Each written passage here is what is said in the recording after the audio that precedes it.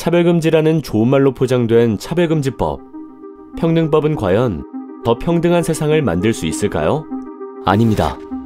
동성애자들은 이미 특권을 누리고 있습니다.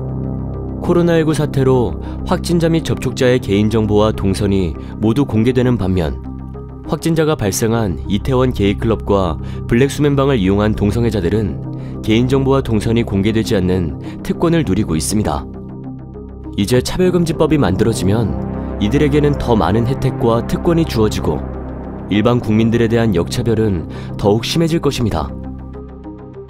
우리나라는 동성애를 처벌하지 않으며 동성애를 이유로 차별하는 법은 존재하지 않습니다.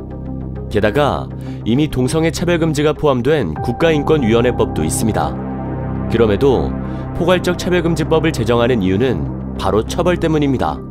시정명령, 이행강제금, 징벌적 손해배상, 형사처벌 등 강력한 법적인 제재를 통해 LGBT의 특권을 보장하는 법이 바로 차별금지법입니다. 모욕감, 수치심 등 주관적인 감정의 영역조차 혐오라는 이름으로 적극적으로 법적 책임을 지게 하는 포괄적 차별금지법이 제정되면 윤리와 양심을 따르는 일반 국민들은 역차별을 받게 됩니다.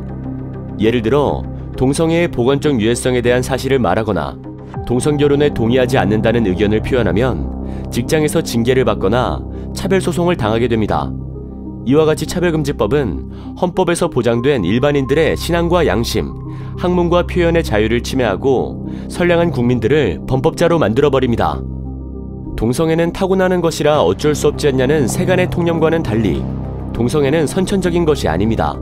하버드, 캠브리지 대학 등 국제연구진은 동성애 경험이 있는 47만 7,500여 명의 유전자를 조사한 결과 동성애와 관련된 특정 유전자는 없다고 사이언스지에 발표했습니다. 동성애는 성적 취향일 뿐입니다. 게다가 남성 동성 간의 학문 성교는 HIV, 에이즈의 주요 전파 경로이며 에이즈 치료비는 100% 국민 세금으로 지원됩니다. 약값뿐만 아니라 각종 검사비, 입원비, 수술비, 합병증 치료비, 심지어 간병비까지 100% 국민 세금으로 지원하는 질병은 에이즈뿐입니다. 이처럼 심각한 사회적 폐해를 일으키고 있는 동성애, 성적 지향을 포함하는 차별금지법을 강행하면 어떤 폐해가 초래되는지 해외 사례를 살펴보겠습니다. 첫 번째, 차별금지법은 학교에서 동성애 옹호, 조장 교육을 강제합니다. 영국은 차별금지법 통과 후 초등학교에서 동성 친구에게 청혼 연애 편지를 쓰는 수업을 하는 등 교육과정이 바뀌었고, 교내 퀴어 축제에 모든 학생들이 참여하도록 강제하였으며 참여하지 않은 학생들은 불이익을 당하게 되었습니다. 이러한 교육의 결과 최근 10년간 성 정체성이 트랜스젠더라는 청소년이 2,500% 이상 증가한 것으로 밝혀져 충격을 주고 있습니다. 두 번째, 차별금지법이 제정되면 군인 간 동성 성행위가 합법화되며 성전환 수술 없이도 성별 변경이 가능해져 병역기피 수단으로 악용될 수 있습니다. 차별금지법 제정 후 영국에서는 군대 내의 동성 성행위가 허용되었으며 캐나다에서는 자동차 보험료를 절약하기 위해 남성이 여성으로 성별을 변경한 보험 사기 사건이 발생하였습니다. 세 번째, 차별금지법은 여성의 안전권과 프라이버시권을 위협하는 여성 역차별법입니다. 성전환 수술이 없이 스스로 여성이라 주장하는 남성이 여성 화장실과 탈의실을 사용하도록 허용해준 나라에서 이를 악용한 성범죄들이 많이 발생하였습니다. 성전환 수술을 하지 않은 트랜스젠더에 의해 5세 여아가 성폭행당한 사건 등 성범죄가 끊이질 않아 성중립 화장실을 폐쇄하는 학교들이 증가하는 추세입니다. 미국 여성 격투기 경기에서 남성에서 여성으로 성전환을 한 선수에 의해 여성 선수의 두개골이 파손되는 심각한 부상을 입었습니다.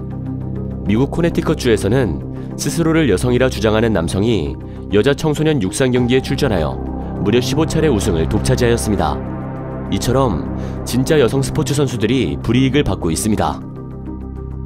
네 번째, 차별금지법은 자녀의 동성애, 성전환 성향에 반대하는 부모의 양육권을 박탈시킵니다. 캐나다 온타리오주는 자녀의 성전환을 반대하는 부모의 양육권을 빼앗는 법안을 통과시켰으며, 미국 텍사스주에서 2019년에 7세 아들의 성전환을 반대한 아빠의 양육권을 박탈하는 판결이 내려졌습니다. 이러한 사례는 무수하게 많습니다. 이처럼 더 평등한 사회가 될 거라는 우리의 순수한 소망과는 달리 차별금지법, 평등법은 더 좋은 세상을 만들어주지 않습니다.